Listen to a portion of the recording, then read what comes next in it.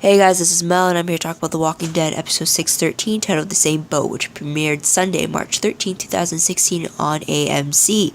And guys, what a kick-ass episode. So, quick reminder, haven't read any of the comics, so all my thoughts, theories, and predictions are based on what I see on the show. So, 10-minute clock, and let's get started.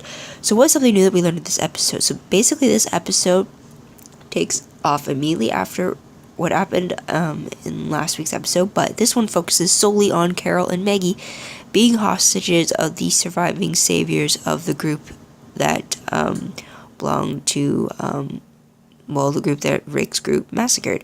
So survivors include Paula, Donnie, Malls, and Chell. And we see Carol and Maggie being taken to some warehouse and having them hear stuff like safe houses, protocols, multiple groups being referenced through walkie-talkies, and essentially we see they hear Paula calling in the scout team to rendezvous and help either bail them out of Rick's group coming after them or letting them escape.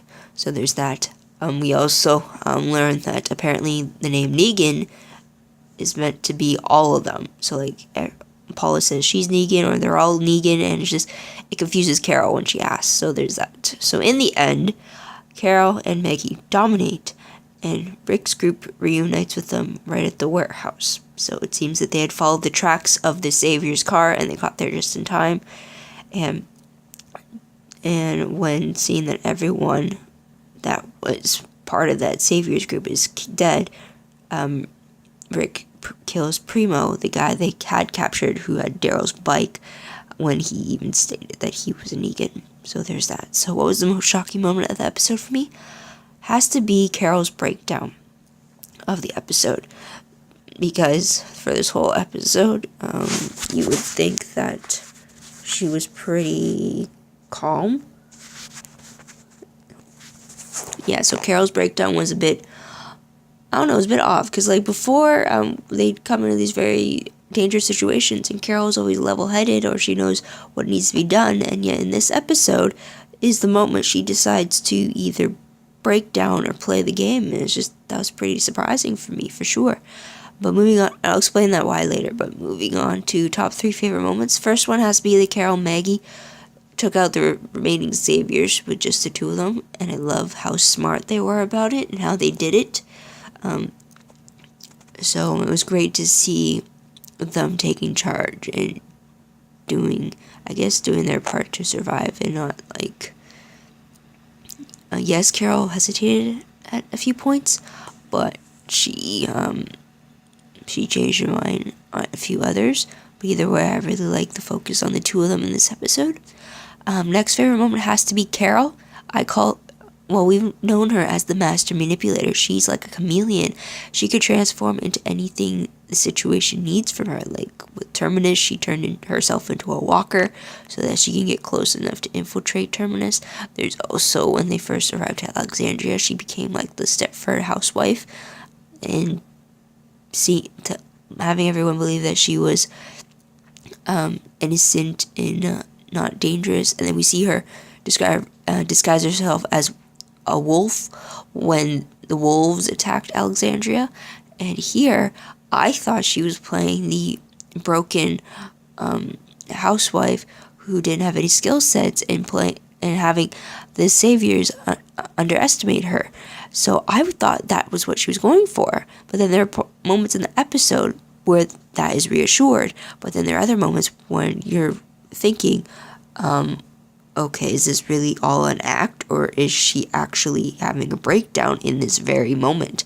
So I like that with Carol, that we see that manipulative chameleon coming out, but then also we see a different part of her that has us questioning just how far everything's going for her. So I'll get back to that later on. But next favorite moment has to be Maggie, and how ruthless of a fighter she was. She definitely has something to fight for now because of the baby, which she confirmed in this episode she was only 2 months pregnant. So it was great to see that she wasn't just going to sit by and take things. She was going to fight for her survival and fight for her baby's survival. So I really liked that for sure. And another favorite moment has to be the reunion between Carol and Daryl. I like those two together a lot, so it's great to see that moment they had together, and the fact that Carol actually told the truth when Daryl asked her if she was alright, and she said she wasn't. So there's that. Top peeves moment I have, the only one is that Carol hesitated a few times. I mean, I get it. This episode was supposed to mark her breakdown in conscience and how she's supposed to second guess what it is she's been doing and how she's been approaching things. But like, this was not the time to hesitate. If you're gonna have one of those reflective moments, do it after everything is done. Do it when you're actually safe and in the clear, not when you're currently in the middle of danger. That was my only issue. What I remember most about this episode, the fact that Maggie and Carol took control, and the fact that it was basically focused on them, for sure. So moving on, random questions. First, was Maggie slashed in the stomach by Chell, or did she just slash the shirt? Because they definitely made an emphasis of showing Maggie pull down or stretch out her shirt to see the slash mark, which was over her stomach, but we don't actually see any blood. So I'm wondering if they were just lucky in that it was just the shirt that caught the knife, or if she actually had a shallow wound there or something. But I know it was that moment that caused Carol to kill Chell immediately after the baby was in the moment threatened, I guess you could say. But I'm wondering how you guys perceive that attack. Last question. How much of Carol was a manipulation or of a breakdown? It's like I mentioned before, how she was straddling the line between it being a whole manipulation, a very good one, or it was her actually breaking down and having a reflective moment. I originally thought, one thing I really liked about the whole episode when I was watching it was that I knew how much of a chameleon Carol was. So when we see her like hyperventilating, her playing the religious housewife who fears for her life, I immediately thought that was a cover and she was playing the saviors, and I was immediately for that. I was like, yes, you play them, you get them to underestimate you, and you do a sneak attack later on. But then there are moments where it's like, is she actually having a breakdown here? So I have you second guessing whether or not she was actually playing a very convincing cover. So I was just wondering if anyone knew just how much of it was for Carol, whether it was manipulation or breakdown that was fueling this mission for her. So moving on to predictions, based off the promo for 614, we see it looks like we're back at Alexandria again. And it seems like Carol is questioning Daryl about the people who stole from him, from the people he ran across in the burning forest, or the burnt forest. And then we also see Abraham and Eugene going on a raid together. A few more walkers are shown. Some other people in the group are involved from the looks of it. So there's that. Based off the sneak peek from Talking Dead, we see a scene with Daryl and Carol talking about the people from the burnt forest who had stole Daryl's motorcycle. And we see Daryl coming to the conclusion that he should have killed them when he had the chance. So it looks like that might not have been what Carol was hoping for to hear. But overall prediction, I'm thinking right now Carol is questioning everything that's happened so far, or at least her response to everything that's happened. Because in this episode, she even tells Maggie that she thinks she killed 18 people by this point. And I think that has really that has jarred her a bit, especially when Paula, who is kind of like Carol's doppelganger in a way, pre-apocalypse, was saying that she stopped feeling anything once she hit double-digit kills. So I guess Carol's just wondering whether or not she truly has her humanity or not, and I think that's going to come back up again, for sure. Hopefully not during a mission where it could hinder the outcome for them, but we'll see. Also, I'm hoping for an actual appearance of Negan, who is being played by Jeffrey Dean Morgan. I mean, the group itself don't have to see him.